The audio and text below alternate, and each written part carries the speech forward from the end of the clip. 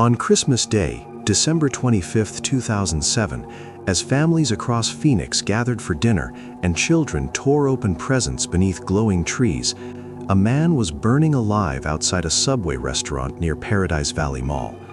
At approximately 6:56 p.m., a frantic 911 call reported a person engulfed in flames near 4326 East Cactus Road. Passing drivers initially thought it was a mannequin or some twisted holiday prank. It wasn't. It was 36-year-old Aaron Taylor, alive, conscious, and on fire. Witnesses and employees from nearby stores ran toward him, desperately trying to smother the flames with jackets. The fire was too intense. By the time Phoenix Fire Department arrived, Aaron's body had already suffered catastrophic burns. Paramedics rushed him to the Maricopa County Burn Center, but the injuries were unsurvivable. The medical examiner would later confirm something deeply disturbing. Aaron was alive when he ignited. He inhaled smoke. He experienced the flames. He burned to death on Christmas evening. Around him were scattered small alcohol bottles, a larger half-empty bottle of liquor, and the remains of what appeared to be a brutal act. What happened in those final minutes? And who stood there before the flames took everything? To many shoppers, Aaron Taylor was simply a homeless man who frequented the breezeway outside Subway near Paradise Valley Mall. But to employees and regular visitors, he was more than that. He was familiar, friendly, harmless.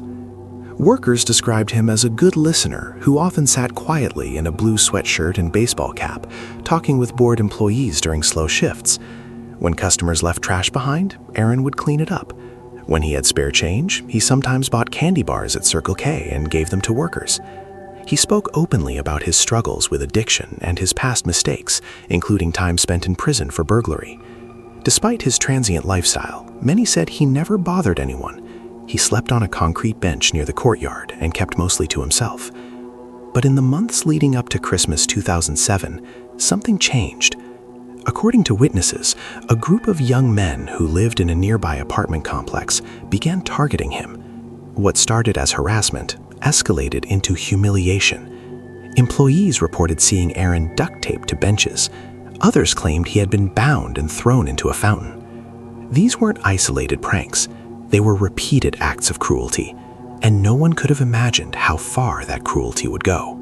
According to police reports and witness statements, 3 young white males, ranging in age from their late teens to early 20s, were frequently seen harassing Aaron. Some accounts say the abuse had been happening since the summer of 2007. Mall security guards allegedly observed the men pouring liquids on him and pushing him around.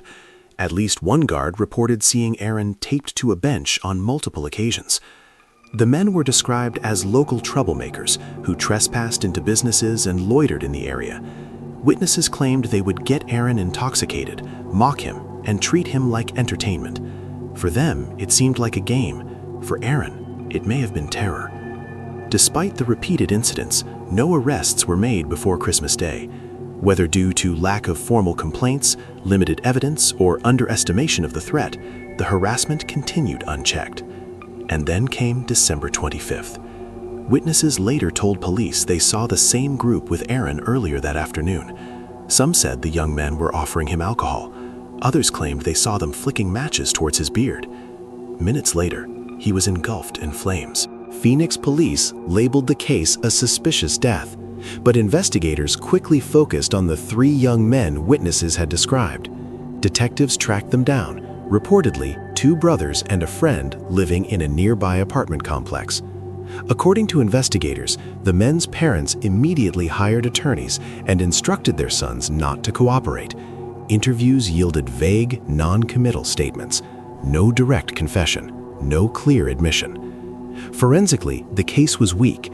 The fire had destroyed physical evidence. Chemical testing was conducted on Aaron's clothing to determine whether accelerants were present, but results were limited. Without eyewitnesses who actually saw the ignition moment, prosecutors faced a difficult burden. Witnesses could only place the young men with Aaron shortly before the fire. No one claimed to have seen them strike the match. As weeks passed, the case stalled. Leads did not develop into charges. and Aaron Taylor's death began slipping into the category no family ever wants to hear: cold case. 3 days after Christmas, police located Aaron's parents. He had no identification on him, but a witness remembered he once mentioned having a brother in Scottsdale. When Frank and Pat Taylor learned their son had burned to death, the devastation was indescribable. Frank asked whether there could be an open casket funeral. The medical examiner advised against it. Aaron had been placed in 2 body bags. Rumors soon reached the family, whispers that the attack may have been deliberate and symbolic.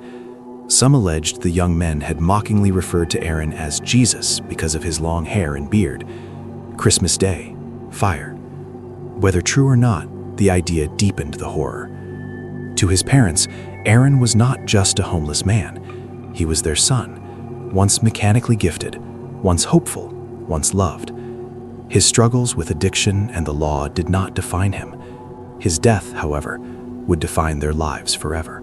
Aaron's murder was not an isolated phenomenon. Advocates for the homeless reported increasing brutality in attacks nationwide during the mid-2000s.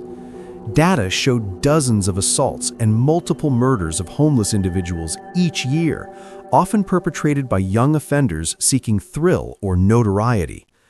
Experts described it as hate violence, targeting vulnerable individuals perceived as powerless. In Arizona alone, numerous attacks had been reported in the years leading up to 2007. The homeless population, often lacking stable support systems, became easy targets. Aaron's case reflected a disturbing pattern, prolonged harassment escalating into fatal violence. Yet, despite national awareness, prosecutions were rare without overwhelming evidence. Time passed, witnesses moved away, memories faded, and the silence grew heavier. Today, Aaron Taylor's case remains unsolved. Phoenix police continue to classify it as open, but no arrests have ever been made. Detectives have stated that while leads exist, none progressed to prosecutable suspects. Somewhere, people know what happened that night. Someone saw something. Someone heard something. A man was set on fire on Christmas Day in one of the busiest commercial areas of Phoenix, and no one has been held accountable. Aaron Taylor's life ended in flames, but his story endures as a reminder of both human cruelty and unanswered justice. The question that lingers nearly 2 decades later is simple, haunting, and unresolved. Who decided that a homeless man sleeping on a bench deserved to burn?